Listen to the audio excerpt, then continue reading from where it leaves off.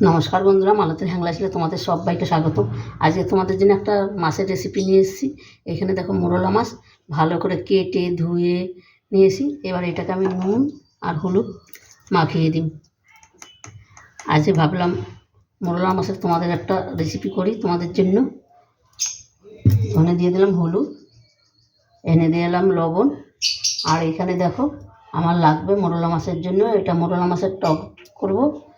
তাই এখানে একটা টমেটো কেটে নিয়েছি, ধনেপাতা কুচি, কাঁচা লঙ্কা ছিঁড়ে নিয়েছি, একটা বেগুন আর সর্ষে। আমি কিন্তু শুধু সর্ষে দিয়েই করব।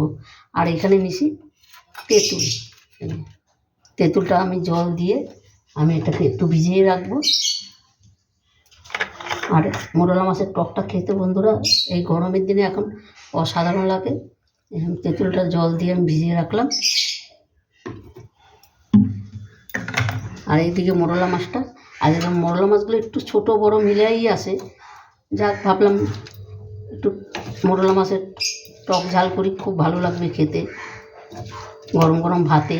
এই টক করলে, মোরলা মাছের টক করলে কিন্তু এক থালা ভাতে এই মাছ দিয়েই খাওয়া হয়ে যায়, আর কোনো তরকারির কোনো প্রয়োজনই পড়ে না। এটাকে আমি ভালো করে নুন আর হলুদ মেখে রাখলাম।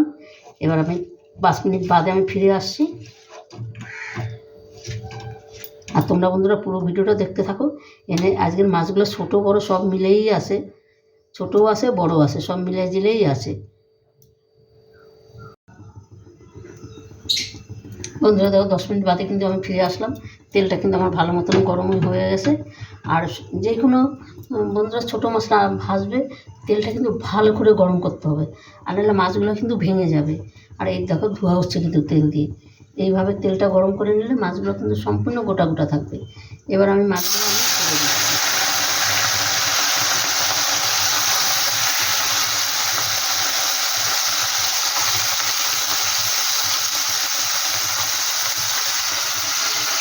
তেলগুলো প্যানে দিয়ে ছড়িয়ে দিচ্ছি। এবার মাছগুলো ভালো ভাজা হবে, ওইটা আমি বাদে ভাজবো। এটাকে আমি রেখে দিচ্ছি পাশে।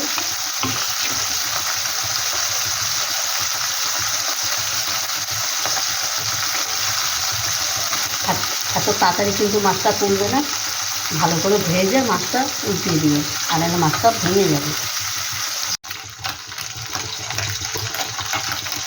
বন্ধুরা মাছটা কিন্তু এবার আমি উল্টিয়ে দিই। এই দেখো খুব সুন্দর কিন্তু উঠে যাচ্ছে এমনি এমনি।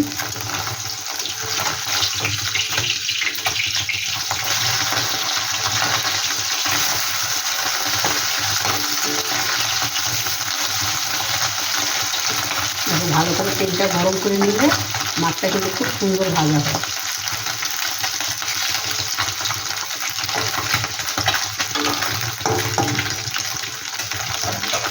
আর এই মাছটা একটু কড়া করে ভাজতে হয়, তবে কিন্তু খেতে ভালো লাগবে। আর ছোটো মাছ তো একটু কড়া করে না ভাজলে মাছগুলো ভেঙে যাওয়ার ভয় থাকে।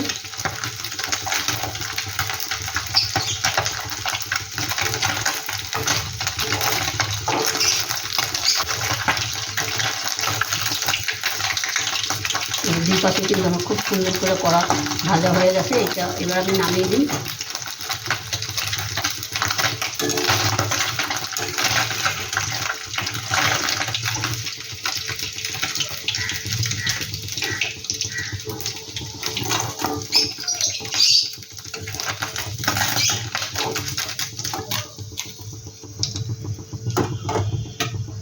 বাকি মাছগুলো আমি একইভাবে ভেজে নেব।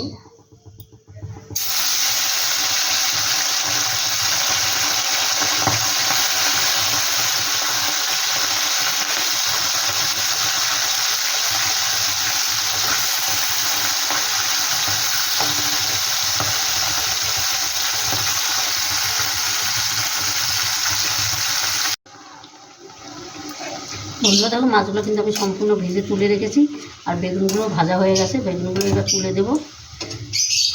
হালকা করে বেগুনগুলো ভেজে নিলাম, বেগুনটা আমি তুলে দিচ্ছি।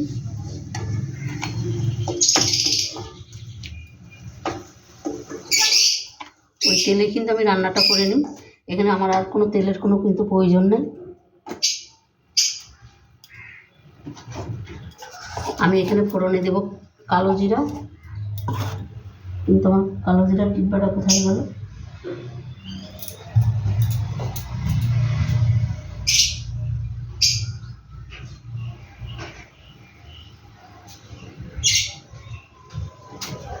দেখো আমি কালো জিরার ডিব্বাটা আমি খুঁজেই পাচ্ছি না, কোথায় গেল।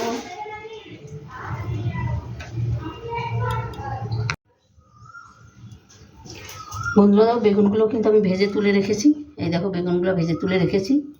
ওই তেলেই কিন্তু আমি রান্নাটা করে নিই। এখানে দিয়ে দিচ্ছি আমি কালো জিরা ফোড়ন, কালো জিরা ফোড়ন দিয়ে দিলাম। একটু হালকা করে কালো জিরা একটু ভেজে নিচ্ছি।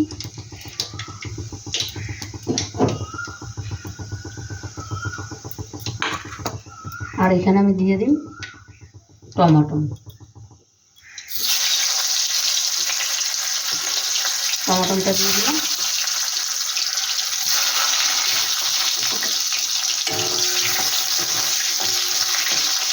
একদম সহজে রান্না, ঝটপট রান্না হয়ে যায়।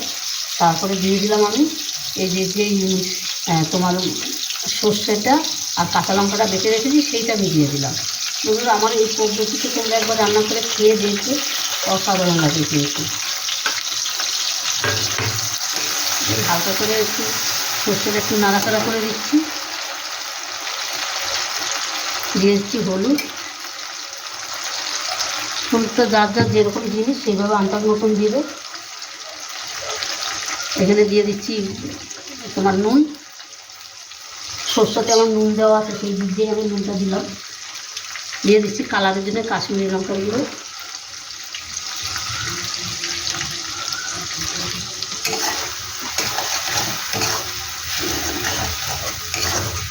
এই রান্নাটাকে এমন কোনো সময় লাগে না, ঝটপটেই কিন্তু হয়ে যায় রান্নাটা, একদম সহজেই হয়ে যায়। আর এইভাবে তোমরা একবার তৈরি করে খেয়ে দেখবে, দারুণ দারুণ লাগে কিন্তু। এটাকে এখানে আমি এবার জলটা দিয়ে দিচ্ছি, কেন সর্ষে আছে তো বেশি কষাবো না, জলটা দিয়ে দিলাম।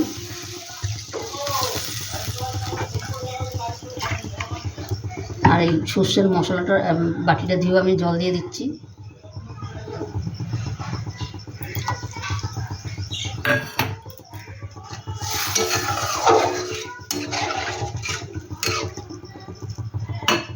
তেঁতুলটা কিন্তু আমি হাত দিয়ে একটু এভাবে চটকিয়ে নিই।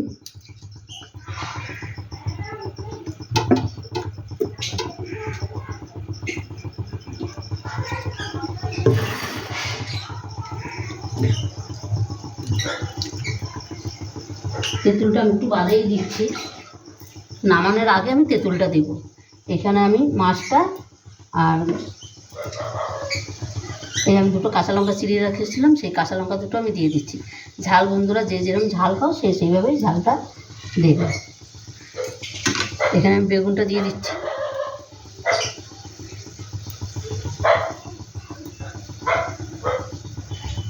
বেগুনের সাথে সাথে মাছগুলো আমি দিয়ে দিচ্ছি।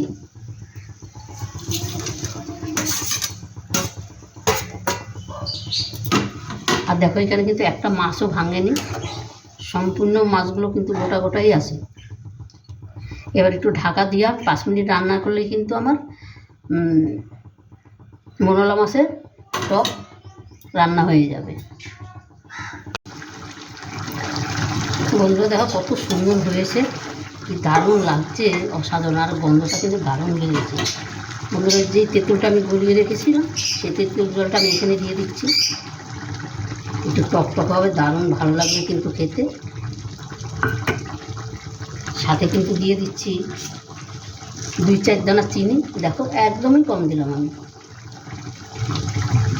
কেন তেঁতুলটা দিয়েছি তো, তাই সামান্য একটু চিনি দিয়ে দিলাম। বন্ধুরা রেসিপিটা তোমাদের কেমন লাগলো তোমরা লাইক কমেন্ট শেয়ার করবে। রেসিপিটা ভালো লাগলে প্লিজ আমার চ্যানেলটা একটা সাবস্ক্রাইব করে দেবে, তোমাদের বন্ধুদেরও দেখার সুযোগ করে দেবে। তোমাদের একটা লাইক একটা সাবস্ক্রাইব কিন্তু আমাদের অনেক দূর আগে নিয়ে যায়। আমার কিন্তু রান্নাটা কিন্তু হয়েই আসলো। আর এখানে দেখো সামান্য একটু ধনেপাতা কুচি আমি দিয়ে দিচ্ছি। অসাধারণ লাগবে কিন্তু, যেরকম দেখতে সুন্দর লাগবে সেরকম কিন্তু খেতেও দারুণ লাগবে। বন্ধুরা অসাধারণ হয়েছে কিন্তু।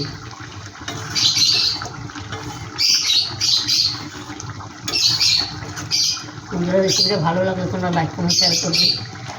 আর আমার বন্ধুরা, আমার ইউটিউবে নতুন বন্ধুদেরকে প্লিজ আমার চ্যানেলটা একটা সাবস্ক্রাইব করে দেবে। আমি গ্যাসটা কিন্তু অফ করে দিলাম। তবে বন্ধুরা আজকে আসছি, কালকে আবার দেখা হবে নতুন কোনো রেসিপি নিয়ে। তোমরা ভালো থেকো, সুস্থ থেকো, টাটা, বাই বাই।